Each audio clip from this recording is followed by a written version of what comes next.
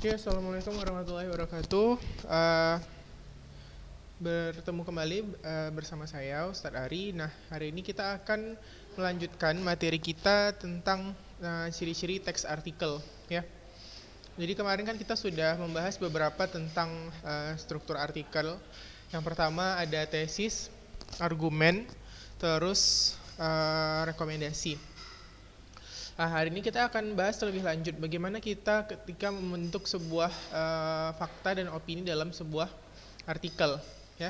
Jadi kan kemarin kita sudah sampai ke bagaimana cara kita menanggapi sebuah artikel. Nah, di sini,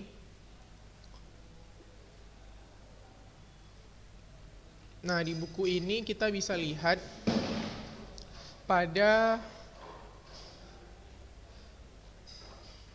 halaman 144. Nah, di situ dikatakan bagaimana cara kita mengungkapkan opini dalam bentuk kalimat yang benar, ya. Jadi di sini kamu dituntut untuk bisa mengungkapkan opini dengan struktur yang pas, gitu. Jadi bagaimana sih cara kita untuk memberikan fakta yang tepat? Nah, sama-sama kita baca bukunya di sini. Katanya, apakah kita pernah mengungkapkan sebuah opini, gitu kan?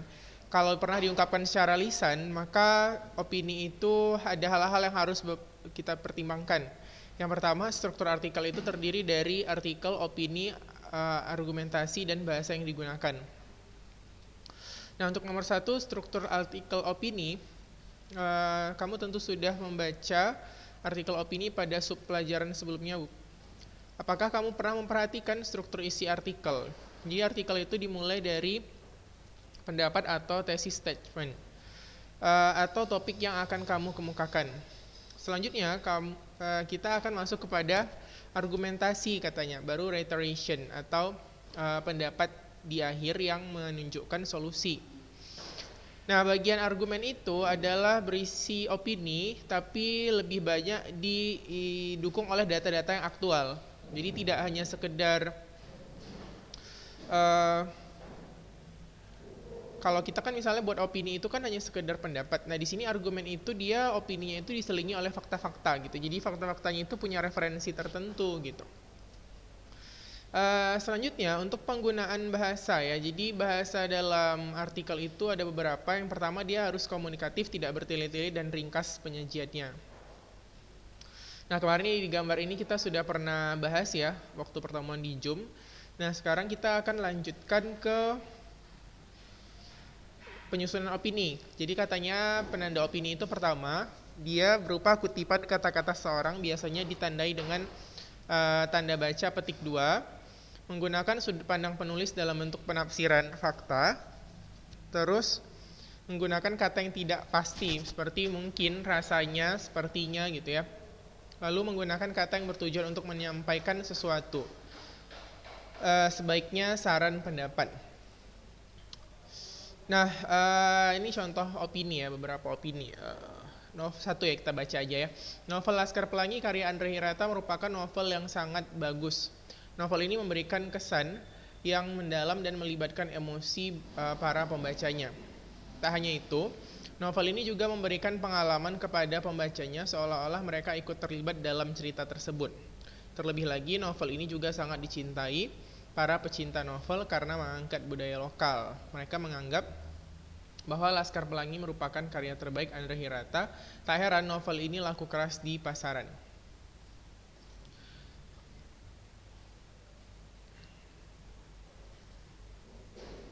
Oke, itu boleh dibaca.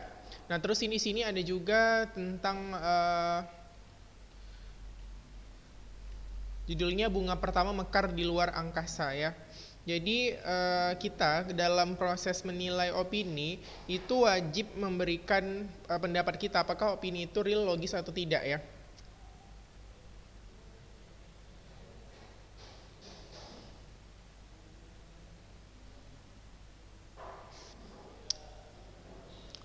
Nah, jadi ini kita baca sama-sama. Pertama ada judulnya Bunga Pertama Mekar di Angkasa Luar. Jadi katanya di sini dalam Kompas, bunga tanaman zinnia adalah bunga pertama yang mekar di Stasiun Antariksa Internasional. Apakah mungkin ada kehidupan di angkasa luar, katanya gitu. Pertanyaannya yang mendasar adalah penelitian di angkasa luar itu terjawab oleh astronot Amerika Serikat, Scott Kelly. Mengunggah foto bunga mekar dari tanaman jeruk zinnia ke Instagramnya, Sabtu 16 Januari 2016, bunga jeruk itu berhasil mekar di Stasiun Ruang Angkasa Internasional ISS. Sebelumnya, jenis sayur lettuce berhasil tumbuh di antariksa.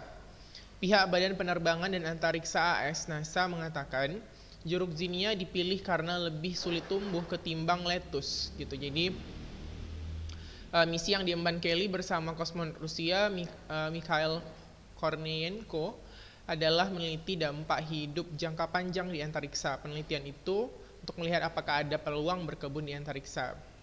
Harapannya hal itu juga bisa dilakukan di Mars. Jeruk zinnia ditanam dengan metode yang dibuat program VGNAS yang berjalan sejak 2014. Tanaman itu tumbuh dari bantal yang penuh dengan pupuk, benih, air, dan lempeng yang disinari lampu LED, light emitting diode. Nah, jadi kalau misalnya kita bentuk nih opini kita misalnya kan, apakah mungkin sih sebenarnya ada kehidupan di angkasa luar gitu kan? Karena pada dasarnya kehidupan di angkasa luar itu tidak bisa kita bilang, mungkin kan kalau di terminal angkasa itu dia masih di lapisan apa tuh namanya, mesosfer, jadi masih kemungkinan hidup karena di situ masih ada pengaruh gravitasi. Nah, yang menjadi sekarang perdebatan adalah di sini kan judulnya angkasa luar gitu. Jadi harusnya kalau seperti exosfer yang ibaratnya sudah tidak terpengaruh dengan gravitasi bumi, itu sebenarnya sudah tidak mungkin lagi ada kehidupan, karena ketika tidak ada gravitasi maka jilatan matahari itu dapat dengan mudah masuk ke daerah tersebut gitu. Jadi misalnya kan matahari itu ada lidah apinya gitu. Nah, lidah apinya itu kalau tidak ada sistem gravitasi maka akan dapat dengan mudah menghanguskan benda-benda di sekitarnya. Jadi kenapa masih ada jeruk ini tumbuh gitu? Karena memang dia tumbuh masih di dalam ruang lingkup gravitasi gitu. Jadi dalam evaluasi ini judul artikelnya masih kurang tepat gitu. Karena yang dikatakan angkasa luar itu harusnya dia tidak lagi dipengaruhi oleh gravitasi gitu. Jadi kalau masih dipengaruhi gravitasi berarti masih perlu pertimbangan lagi apakah memang dia itu memang tumbuh di angkasa luar atau di bumi gitu ya. Jadi itu seperti gitu evaluasinya. Jadi kita lihat dulu judul sama isinya pas nggak gitu.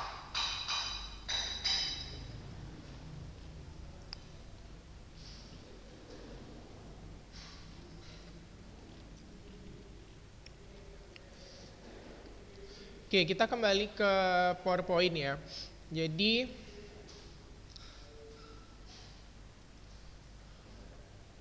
nah, di sini katanya ada unsur-unsur kebahasaan dalam artikel ya. Jadi pertama ada adverbia, konjungsi, kosakata, itu ada yang aktual, fenomenal, editorial, imajinasi, nukilan, opini, keterangan oposisi. Jadi ada hal-hal dalam unsur-unsur kebahasaan artikel itu yang pada dasarnya memang digunakan juga pada teks lain. Cuma dia di sini kecenderungan lebih kepada kata keterangan, terus kata hubung, terus ada beberapa jenis kosakata yang memang sering digunakan seperti aktual. Aktual itu yang masih baru. Kalau fenomenal itu dia digunakan dalam konteks yang cukup besar gitu. Jadi digunakan dalam seluruh lini kehidupan. Kalau editorial dia sifatnya itu berupa pernyataan yang kontroversial. Sementara kalau imajinasi itu seperti prediksi, nukilan itu kutipan, opini itu adalah pendapat, serta keterangan oposisi adalah keterangan yang menolak. Kamu bisa lihat di buku ini.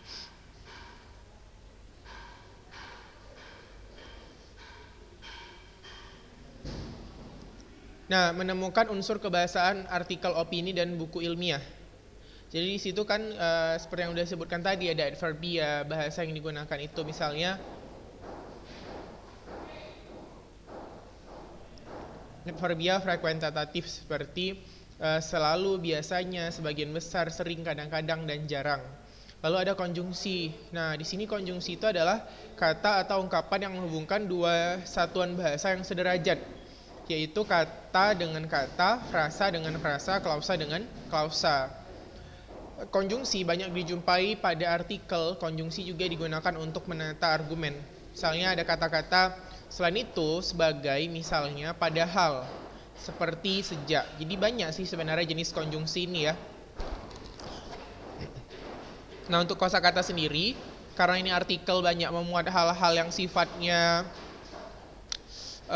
praktis gitu ya, dapat dilaksanakan di lapangan, maka kosakata di sini tuh harus bersifat aktual, baru ya, terus fenomenal, banyak digunakan oleh sekelompok orang. Lalu editorial tadi ya, yang dia digunakan berupa pernyataan yang kontroversial. Lalu ada imajinasi. Nah, imajinasi ini daya pikir atau membayangkan. Jadi bukan menghayal tapi memprediksi gitu. Misalnya pertumbuhan ekonomi Indonesia diduga tahun 2025 akan menjadi leader di kawasan Asia. Nah, itu salah satu bentuk imajinasi yang berbentuk prediksi. Lalu ada modalitas. Cara pembicara menyatakan sikap terhadap suatu imajinasi dalam komunikasi antar pribadi. Misalnya barangkali, harus, sebagainya gitu kan. Lalu F, nukilan. Nukilan itu adalah kutipan atau tulisan yang dicantumkan pada suatu benda. Ya, misalnya kamu prasasti gitu kan. Nah, artikel-artikel itu juga memuat hal-hal yang seperti nukilan itu. Jadi misalnya kita membahas tentang prasasti atau kita membahas tentang candi gitu kan. Tajuk rencana itu dia lebih kepada inti karangan. Jadi kalau misalnya diartikan secara harfiah, tajuk rencana itu adalah kepala rancangan. Dia bentuknya seperti editorial, membahas hal yang kontroversial. Tapi dia letaknya di halaman paling depan, karena tajuk rencana ini sifatnya itu menata kepala karangan. Jadi kalau misalnya sebuah surat kabar itu dia berada di halaman paling depan. Kalau dia udah membicarakan misalnya tentang kelautan, maka rubrik-rubrik lain biasanya juga akan membicarakan tentang kelautan. Gitu, itu namanya tajuk rencana. Sementara kalau opini ini lebih dekat ke esai ya, teks opini, karena opini atau esai ini dia proporsi pendapatnya lebih tinggi gitu. Jadi kadang-kadang juga muncul sih beberapa kalimat opini kan dalam artikel, tapi memang kalau kita analis secara keseluruhan, artikel itu masih dominansinya itu ke fakta gitu, beda sama nanti esai. Nah, lalu ada keterangan aposisi, keterangan yang memberikan penjelasan kata benda. Jika ditulis, keterangan ini diapit tanda koma, atau tanda pisah, atau tanda kurung. Contoh misalnya gini, Yogyakarta, kota pendidikan. Nah, kota pendidikan itu diapit koma, karena kan Yogyakarta dan kota pendidikan itu adalah hal yang sama. Kalau misalnya saya bilang gini, Yogyakarta kota pendidikan terletak di Jawa. Kalau saya bilang Yogyakarta terletak di Jawa atau kota pendidikan terletak di Jawa, maka itu sama gitu. Karena Yogyakarta dan kota pendidikan itu adalah keterangan tambahan. Gitu ya.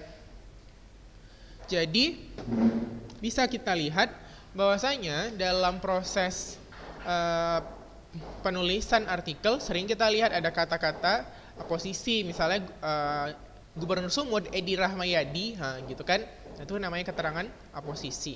Itu yang menjadi konten kebahasaan teks artikel.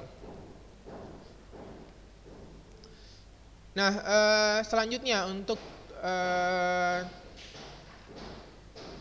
PowerPoint-nya kita lihat lagi ya.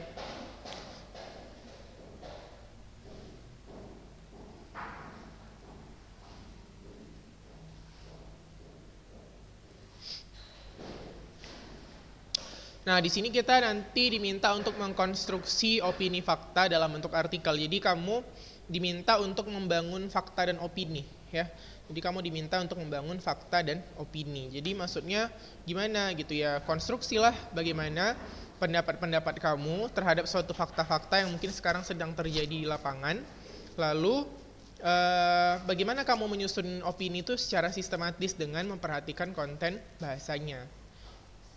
Nah, ada hal-hal yang harus kita tinjau dalam proses mengkonstruksi struktur artikel. Pertama tuh ada judul, ada judul, pembukaan, isi, penutup gitu ya. Jadi kalau misalnya kita menulis artikel, strukturnya itu penting gitu. Jadi biasanya di bagian pembukaan itu kembali lagi kepada tesisnya gitu. Tesisnya apa gitu. Kamu berpendapat tentang apa misalnya?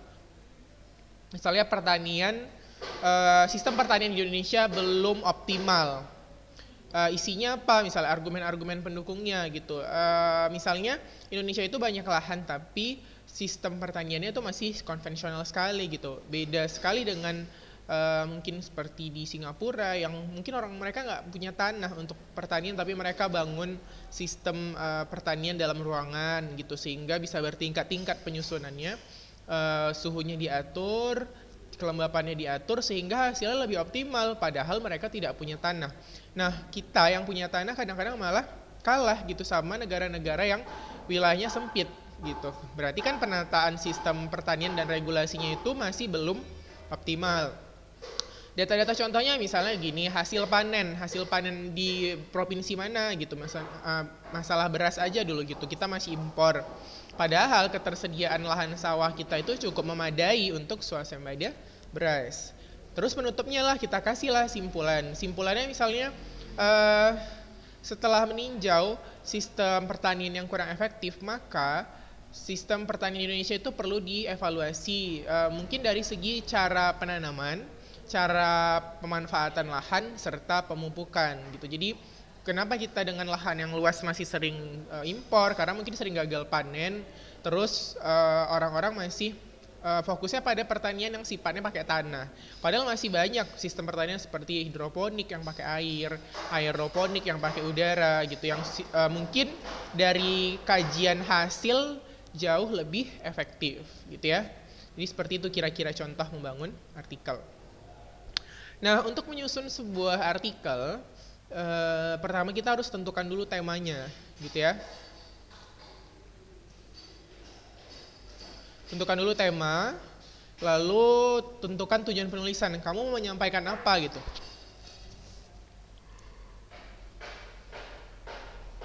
Nah, kalau misalnya tujuan tulisannya sudah jelas, baru tentukan faktanya. Karena memang bagaimanapun artikel ini berangkat dari fakta. Jadi faktanya lihat dulu apakah memadai nggak untuk dijadikan artikel. Jangan sekadar fakta yang ternyata dari berita-berita atau sumber yang belum bisa kita percaya gitu. Misalnya fakta dari seorang anak SMP yang mungkin dari segi ranah keilmuan masih belum bisa dijadikan acuan.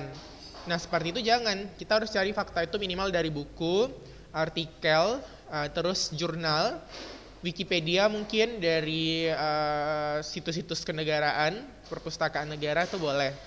Atau dari berita-berita terkini yang tertulis di koran resmi seperti Waspada, Analisa, Kompas. Nah itu kan dia terpercaya. Nah kalau dapat fakta dari situ, barulah kita buat opininya, barulah kita buat solusinya gitu. Jadi kembali ya, pertama tema dulu, tujuan penulisan, menentukan fakta, opini, baru kalimat penutup.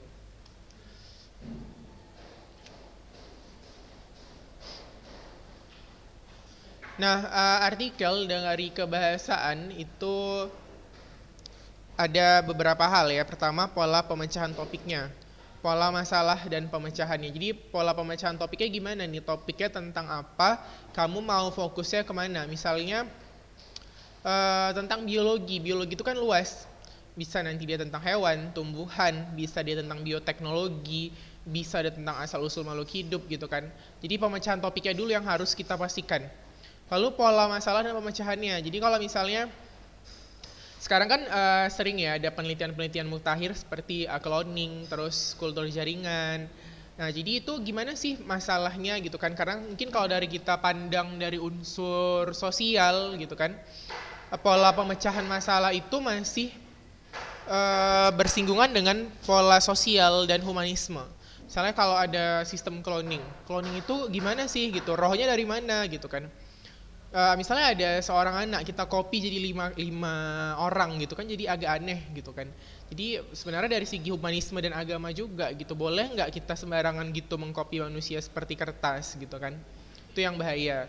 Dan kan manusia ini sejatinya adalah makhluk yang dia dua kombinasi, ada roh ada raga, bukan seperti hewan gitu kan. Jadi kalau kita menghidupkan sesuatu yang mungkin tidak ada rohnya gitu kan, gimana sih nanti mereka pelaksanaan di lapangan gitu? Apakah mereka betul-betul tampilannya seperti manusia atau jangan-jangan menyerupai manusia aja tapi itu bukan manusia gitu kan? Itu kan lebih bahaya lagi gitu. Jadi masalah baru. Maka pola kronologinya gimana? Kenapa penting untuk cloning? Mungkin cloning itu pada dasarnya digunakan untuk menyembuhkan penyakit-penyakit yang sifatnya mematikan gitu. Misalnya satu orang ginjalnya udah rusak, kita cloning ginjalnya aja. Nah, itu boleh mungkin. Tapi kalau secara keseluruhan itu yang mungkin masih jadi pertanyaan apakah boleh atau tidak. Lalu ada pola pendapat dan alasan. Nah, setelah kita bahas topiknya, ada masalah, kita urutkan kronologinya, kita masuk kepada pendapat gitu. Pendapatnya gimana? Apakah secara sudut pandang sosial, dari sudut pandang agama, atau dari sudut pandang mungkin dari pengetahuan gitu. Baru kita bandingkan gitu. Sistem pengobatannya apakah harus memang dengan cloning? Kalau seperti yang lain-lain gimana efektivitasnya gitu. Itu yang menjadi pola dalam artikel. Jadi strukturnya tetap mengikuti tesis, argumen, rekomendasi, tapi polanya itu ada beberapa tahap gitu. Jadi setelah ada topik, tesisnya itu harusnya memuat masalah atau pendapat, lalu argumen nanti mungkin akan memuat kronologi dan alasan. Baru terakhir di rekomendasi atau reiteration tadi, disitulah kita buat pola perbandingan yang nantinya ujung-ujungnya akan menuju pada sebuah solusi gitu. Jadi sebenarnya boleh nggak ya dilakukan cloning gitu ya? Mungkin boleh saja kalau masih dalam taraf yang normal, tidak menciptakan manusia baru, misalnya hanya dalam segi gen atau mungkin dari segi konteks beberapa organ boleh. Tapi kalau secara keseluruhan, nah itu yang masih harus kita timbang lagi dari beberapa sisi gitu ya kan. Nah itu dia dari pola artikel. Nah selanjutnya kamu kan di buku, coba sambil dibuka bukunya kalau misalnya sudah lihat. Nah ini. Nah, di sini kan di buku ada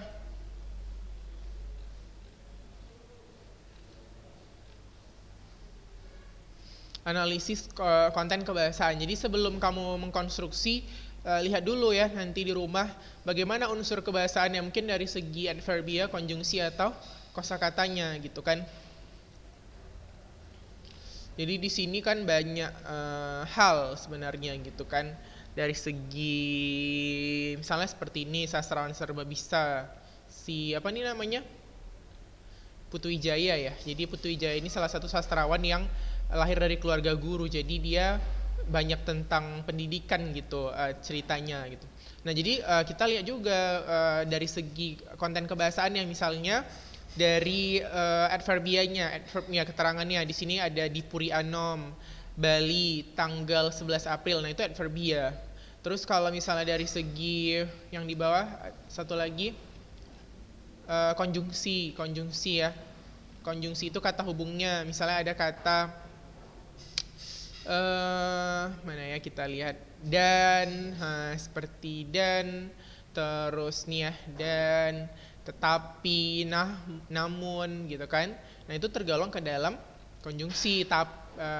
Apalagi, itu konjungsi penambahan.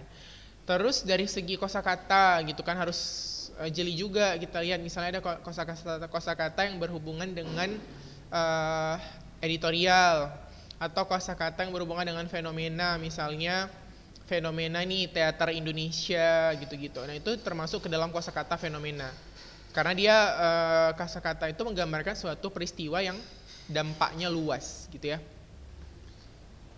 Oke, selanjutnya untuk konstruksi artikel, di sini kita sebelumnya diminta dulu untuk membandingkan mana opini dan buku ilmiah gitu. Jadi mana yang opini, mana yang buku ilmiah.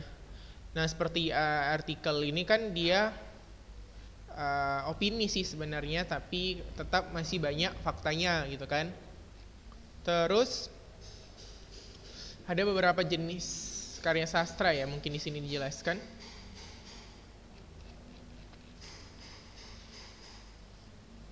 Yang kedua nih memang betul-betul full opini gitu. Jadi full fakta gitu. Jadi kalau yang tadi itu mungkin proporsi opininya 50-50, kalau di sini mungkin faktanya luar biasa 80%, karena ini berbicara tentang lebih jauh mengenal tentang hati ya.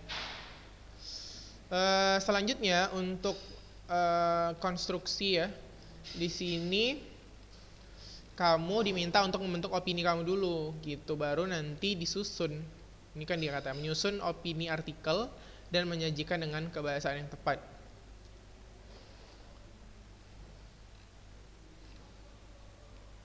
Nah seperti ini kan faktanya itu kadang-kadang tidak sebanyak teks yang kita buat. Misalnya kalau di sini faktanya apa? Kertas adalah suatu media tulis yang sangat dibutuhkan oleh umat manusia. Terus bilang lagi, Cailun lahir di daerah Guiyang. Sekarang masuk wilayah provinsi Hunan. Cailun mendapatkan sebuah ide mengenai kertas ketika dia sudah muak dengan metode menulis yang kuno, yaitu menulis di bambu atau bisa di sebuah potongan sutra. Pada zaman itu sutra adalah barang yang mahal dan bambu adalah benda padat yang lumayan berat. Jadi dia mungkin dari situ ya terpikir untuk buat kertas. Jadi di situ kalau digabungkan nanti dia nggak semua faktanya itu masuk kan. Kita bisa lihat di situ kertas adalah suatu media alat tulis yang sangat diperlukan oleh umat manusia. Menurut sejarah, kertas ternyata sudah ditemukan pada masa lampau oleh orang Cina. Nah, di situ kan nggak dituliskan di faktanya, gitu. Coba ditambahi. Nah, gitulah cara kita bangun opini. Jadi dari fakta-fakta tadi, kita sisipil beberapa kalimat opini. Tujuannya apa? Supaya kalimat-kalimat tadi bersatu secara saling koheren, gitu. Dia bernama Cailun, ya kan? Cailun adalah orang yang berkebangsaan Tionghoa yang lahir pada dinasti Han. Jadi nama lengkapnya adalah Cai Jung Zon. Diperkirakan lahir tahun 50 Masehi. Jadi dialah yang pertama kali menggagas kertas. Karena dulu kalau menulis di sutra atau menulis di kayu itu berat dan mahal harganya gitu kan. Jadi dia akhirnya mendapatkan ide untuk buat kertas. Jadi memang sih ini kalau seperti ini malah lebih sedikit lagi ya faktanya gitu kan. Jadi di sini pengembangan yang banyak. Jadi pengembangan itu boleh dikasih fakta baru atau ditambahkan opini, gitu ya. Nah, jadi di sini ada konsepnya fakta, lalu artikel utuhnya gimana ya kira-kira. Misalnya, gempa bumi merupakan peristiwa yang bergesernya lempengan bumi di daratan maupun dasar laut yang merambat ke permukaan bumi. Gempa bumi yang berpusat di dasar laut dapat menyebabkan tsunami. Jadi kita jelaskan dulu misalnya. Gempa bumi adalah peristiwa bergesernya lempengan bumi di dasaran laut dan merambat ke permukaan bumi, misalnya gitu kan. Gempa bumi kadang-kadang terjadi oleh patahan dan pergeseran lempeng. Kadang-kadang gempa bumi juga bisa disebabkan oleh meletusnya gunung aktif atau yang disebut sebagai gempa vulkanis, gitu kan. Nah, gempa bumi yang berpusat di dasar laut dapat menyebabkan tsunami gitu. Jadi ada tambahannya. Tambahannya itu tujuannya untuk apa? Supaya artikel tadi utuh dari segi apa? Kohesi dan koherensinya. Kalau kohesinya itu dia dipandang dari kesatuan ide atau makna. Sementara kohesinya dipandang dari segi kesatuan bentuk. Maka di situ perlulah kita masukkan konjungsi, kata ganti gitu kan. Contoh misalnya, Budi pergi ke Gramedia, titik. Dia, gitu kan, dia membeli buku yang warnanya kuning. Nah, kalau seperti itu kan berarti dia menggantikan Budi. Nah, itulah yang namanya kohesi. Tapi kalau koherensi dia lebih ke ide gitu. Jadi gimana sih kita menyatukan fakta-fakta tadi dalam satu kesatuan ide yang saling relevan. Jadi nggak pecah-pecah kalimatnya gitu. Atau paragrafnya. Nah, itulah yang nanti akhirnya menjadi sebuah teks. Jadi banyak pola dalam sebuah penyajian artikel ya, tadi seperti yang udah kita bahas. Jadi kalau mau menginstruksi kembali lagi, kumpulkan dulu faktanya, terus buat opininya, ya, baru disatukan supaya dia saling berkoherensi. Oke, itu saja untuk hari ini. Terima kasih. Kita akan lanjutkan di video berikutnya. Assalamualaikum warahmatullahi wabarakatuh.